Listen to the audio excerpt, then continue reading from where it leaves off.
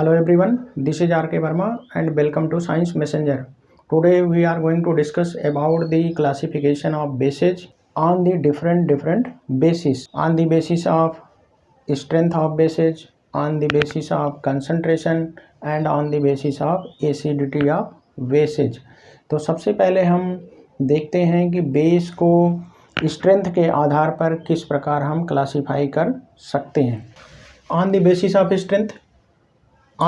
Of strength हमने acid के case में भी देखा था, strong acid and weak acid. तो उसी तरह से इसमें भी strong bases and weak bases में हम कैटेगराइज कर सकते हैं.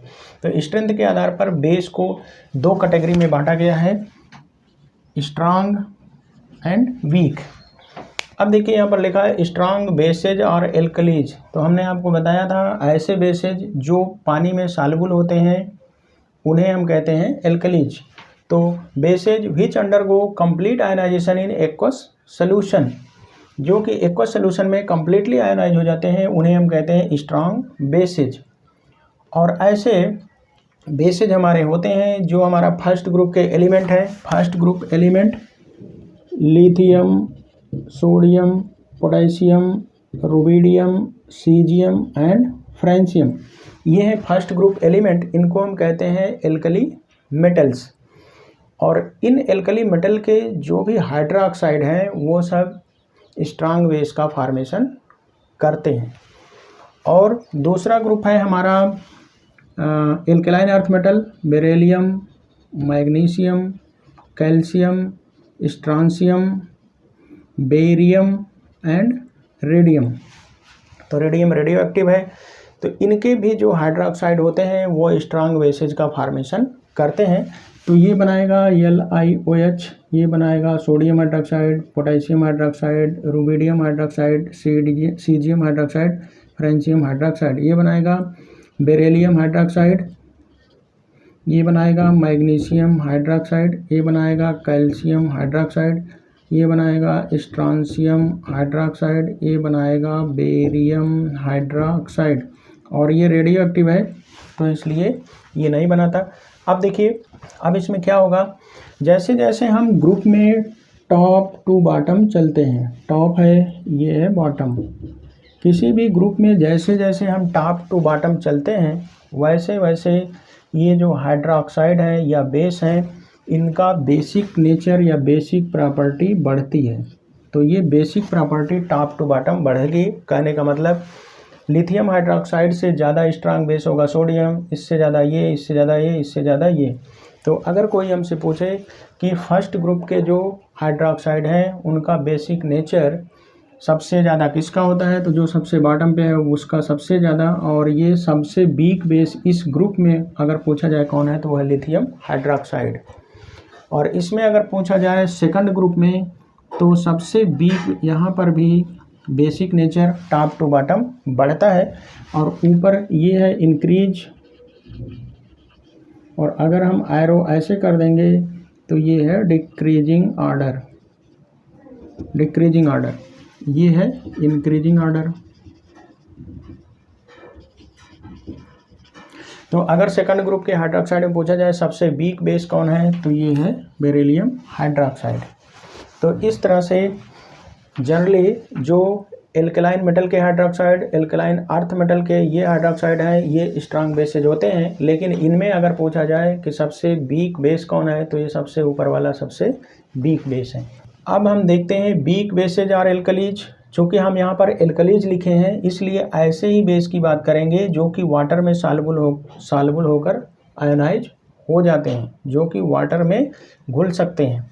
तो bases which undergo only partial ionisation in aqueous solution. तो ऐसे बेस जो पानी में डालने के बाद केवल पार्शियली आयोनाइज होते हैं, उनका फ्रैक्शन में कुछ पार्ट ही आयोनाइज होता है. जैसे अमोनियम हाइड्रोक्साइड हम पानी में डालें तो मान लीजिए उसका 10%, 5%, 3% आयोनाइज हो, बाकी अमोनियम हाइड्रोक्साइड के रूप में सोल्यूशन में पड़ा रहे. तो अगर क्वेश्चन पूछा जाता है कि in case of weak bases और alkalies aqueous solution contains only ions, only molecules, यहाँ आयन से लिखा रहेगा, चूँकि अमोनियम आयन ये जब आयनाइज होगा तो ये बनाएगा ammonium ion plus OH minus ion. तो only ion, only molecules plus ions. तो वीक बेस के केस में चूंकि कंप्लीट आयनाइजेशन नहीं होता, कुछ फ्रैक्शन में ही आयनाइजेशन होता है, तो अमोनियम आयन और हाइड्रॉक्सिल आयन भी पाए जाएंगे और अमोनियम हाइड्रॉक्साइड भी पाया जाएगा।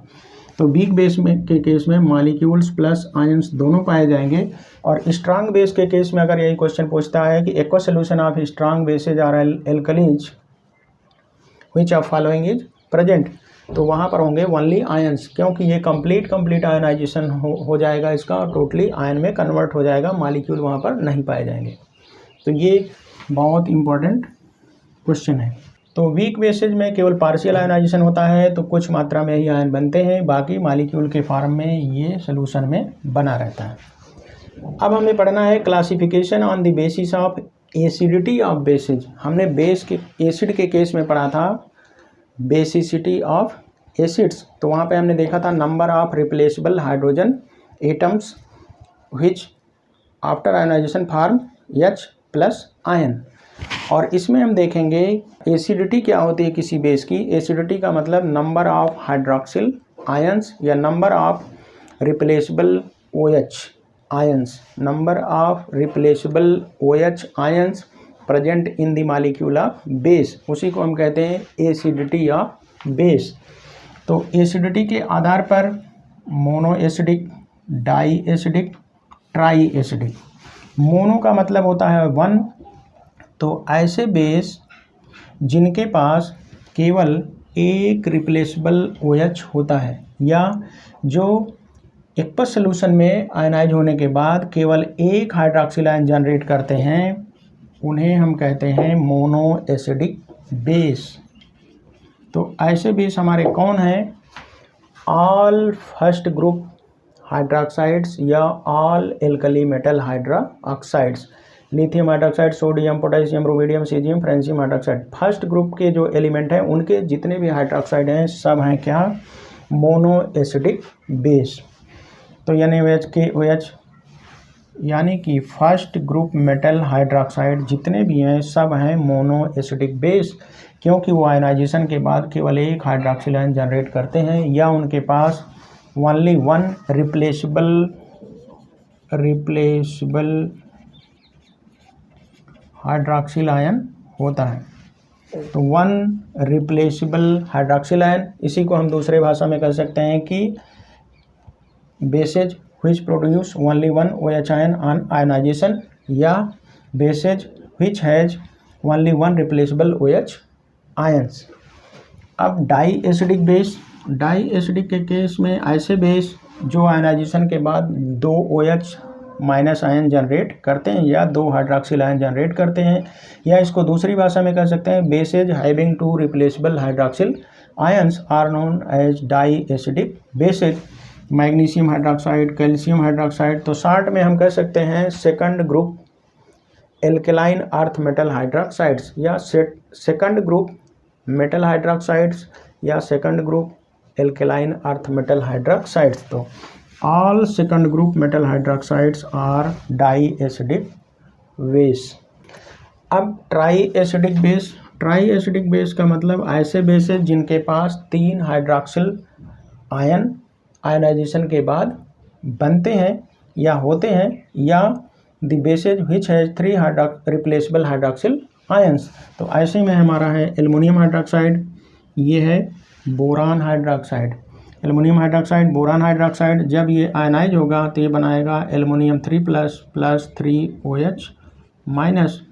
तो ऐसे बेसेज जो आयनाइजेशन के बाद तीन हाइड्रॉक्सिल आयन जनरेट करते हैं उन्हें हम कहते हैं ट्राई एसिडिक बेसेज।